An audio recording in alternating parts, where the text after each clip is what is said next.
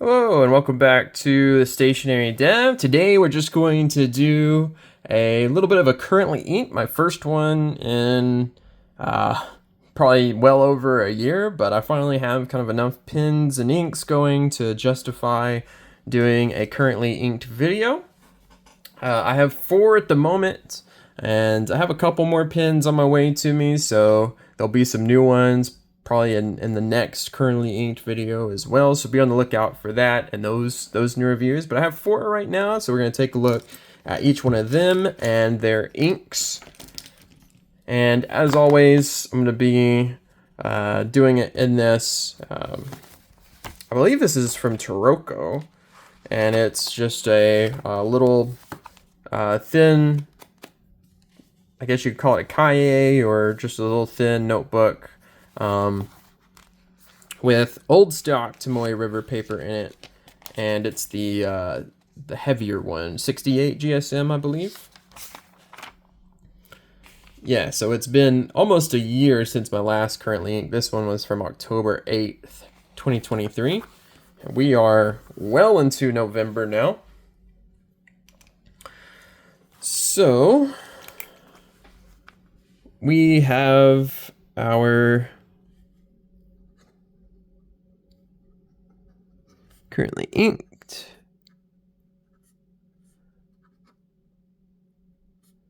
November, what is it today? The 15th. Already halfway done with November.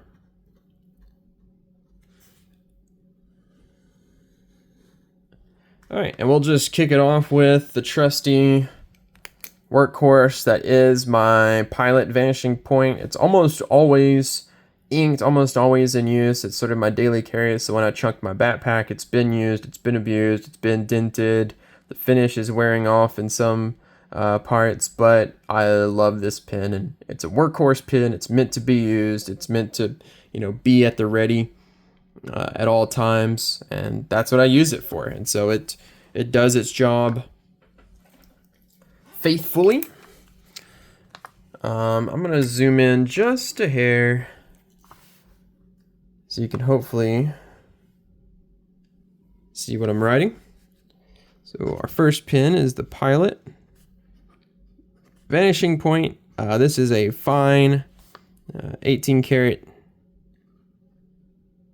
gold nib with some treating there to get it to match with the black finish. And our ink that I have in it is a new ink for me, kind of a splurge ink, and it is platinum. Well, I'll just do a little, I think this is how I usually do it, a little bit of that, and it's platinum Chou, Kuro. Give it a little bit of that, and then a quick smear test. Supposed to be, so this is kind of a premium ink. It's supposed to be one of the blackest of blacks, and so far in my experience, I've compared it with all the blacks that I currently have. I've compared it with gel pen blacks, rollerball blacks, and it's definitely the darkest black that I have access to that I've ever tried. I haven't tried it against, Noodler's Heart of Darkness or Aurora Black or anything like that, but what I have compared it to, it wins every time. It's kind of a premium ink. It retails for, I think, $60. I found a good deal on this one for about $46, roughly. It is similar to like the carbon ink from Platinum, so you do just have to be a little careful about maybe not letting it sit in a pen, or maybe, making sure you clean it out decent. It does have a little inkwell in there. Similar to some of like the Sailor inks I've used in the past, or I guess other Platinums maybe probably also have that inkwell. Kind of helps to ink if the ink level is getting super low. I don't usually like them in my inks, but I've left that one in there for now just because I don't want to deal with the mess of taking it out.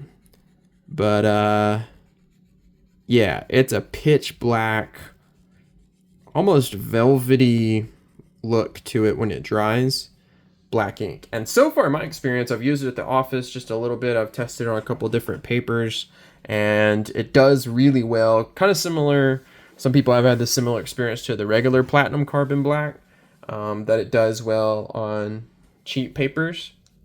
And that's been my experience with this one. It hasn't bled through anything, no matter how thick I lay it on or whatever. I've used it on cheap, you know, like office notepads and stuff like that, and it's been totally fine. So pretty well behaved. It is kind of a thicker ink. It's wet writing, very smooth.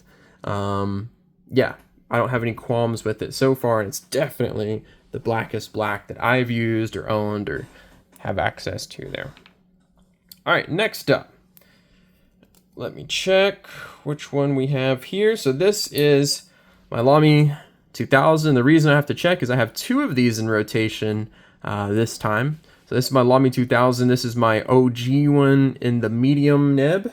Very broad for a medium, very juicy, glassy smooth pen. Medium. I don't remember if it's 18 or 14 karat gold. I'm trying to see if there's a hint for the last time I had it inked. 14 karat is what I have written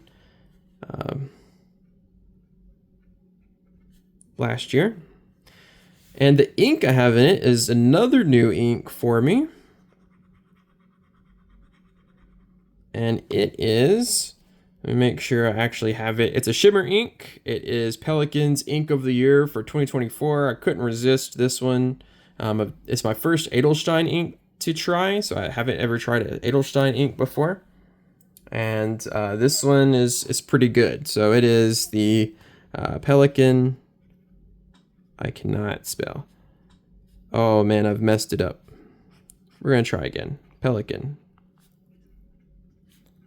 Edelstein. Golden. Lapis. It is a medium, brighter end of medium blue with a lot of gold shimmer. As you can see, it's pretty wet. I mean, this is a wet pen, but for Pelikan being considered a drier ink, I've always found them pretty free-flowing, pretty good writers. Always work well in my pens. You know, this nib is super smooth and glossy, so it works out. And there is a lot of shimmer. It's definitely settled down as I've written. And so maybe you can see a little bit in the swab there. You can see some of that golden shimmer, and it's just a really nice effect. This is the Edelstein bottles. It's like a gemstone themed collection, and I think the bottles are kind of evocative of that, but it has a ton. It's just caked, and you'll see in the swab, it is caked in gold.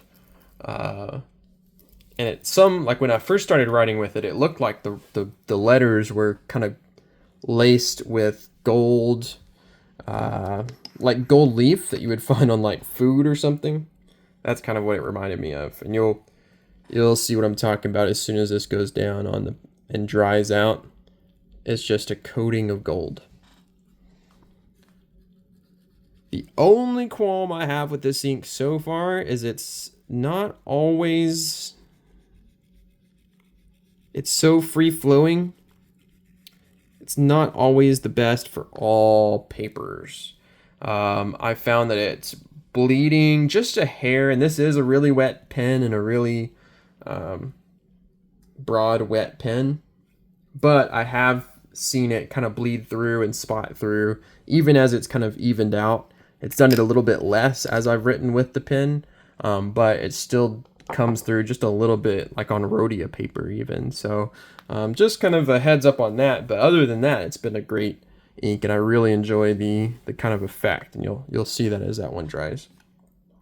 Next up then, naturally, is my new Lamy 2000 in the extra fine nib. So the medium's always been too broad for my kind of preferred handwriting style and size. Usually I write a lot smaller than this.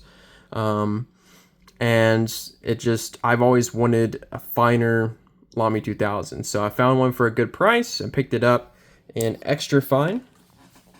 Even though the extra fine's not as fine as I would prefer, probably, it still does the job well. For me, this extra fine nib definitely has some architect qualities to it. So it's thinner on the downstrokes and wider on the cross strokes. And if I try to get a good focus, you can probably see what I'm talking about. Like it's a kind of a vertical rectangle almost. And so it's thinner on the downstrokes and wider on the cross strokes there. And that's just kind of how Lamy decides to grind. Now it's going all crazy. Decides to grind these nibs. And I kind of like it. It kind of gives it some flair, some uniqueness. It is super wet, also very smooth, but it does have a little bit of feedback. Just being an extra fine, it's gonna do that. And the ink I have in this one is sadly a discontinued ink. It's Montblanc Lavender Purple. Their new purple, I think, is called Amethyst Purple. Maybe you can get a little bit of that architect's look there. Definitely if I do one of these.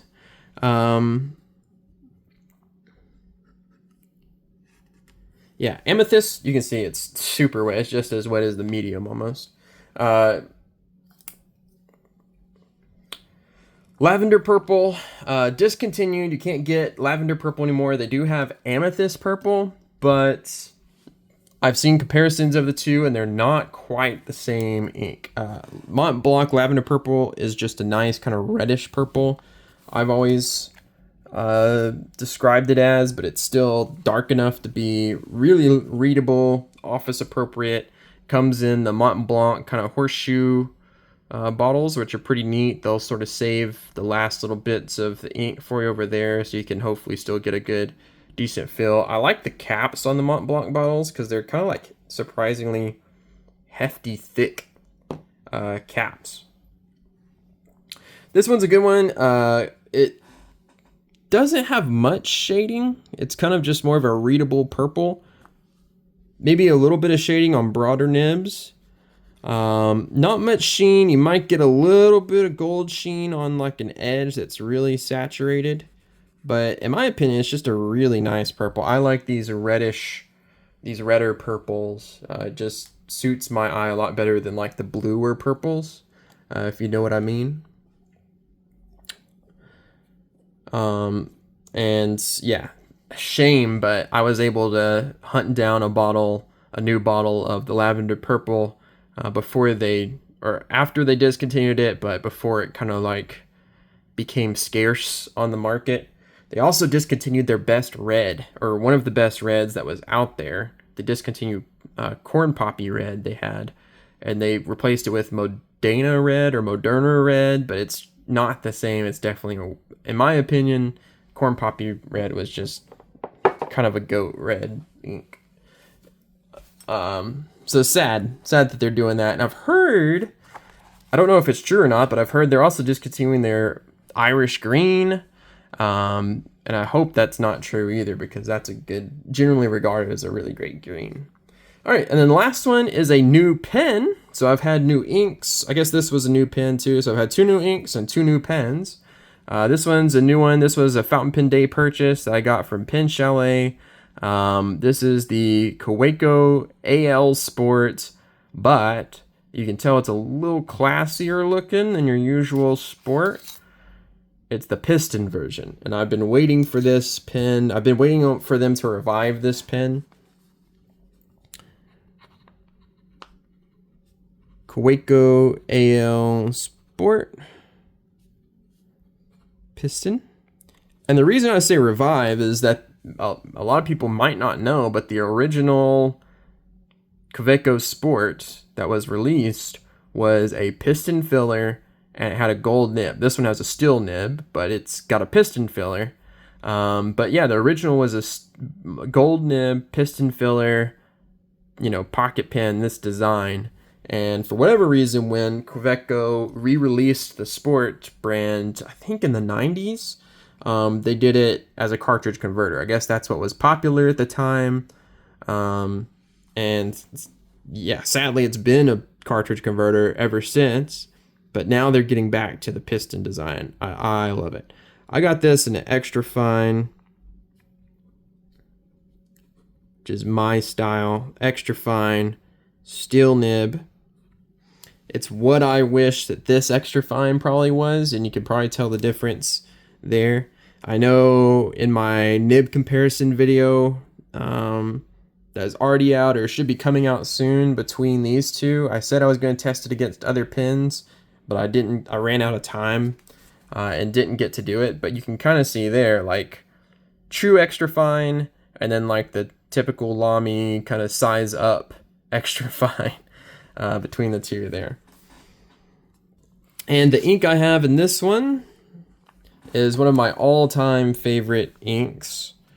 One of my most used inks. It's one of the 2 inks that I've actually used up a bottle of. And that would be Colorverse. Dark Energy. Super nice ink. Medium wetness, but it's a true extra fine, so I find the wetness to be perfect in this pen. This ink is one I got because I couldn't afford Bunga Box Piano Mahogany, and this was as close as I could find to it. So it goes down red, but then as it dries, it really shifts toward a brown, so like a reddish brown.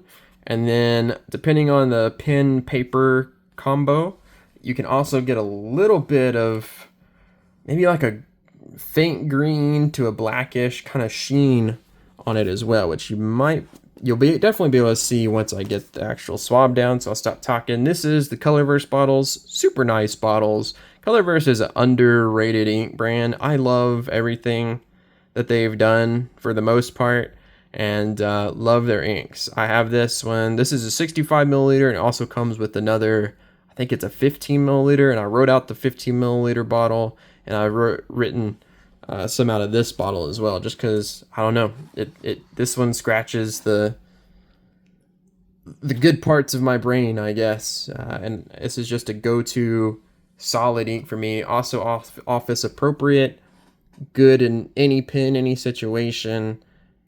Just like it's not too wet, not too dry, not too light, not too dark, and just a really interesting color.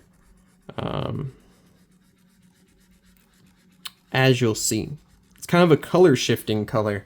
They could have maybe branded it or marketed it as that, because it goes down, as you can see, it goes down pretty darn red, but as it dries, it'll shift to a brown with some sheen.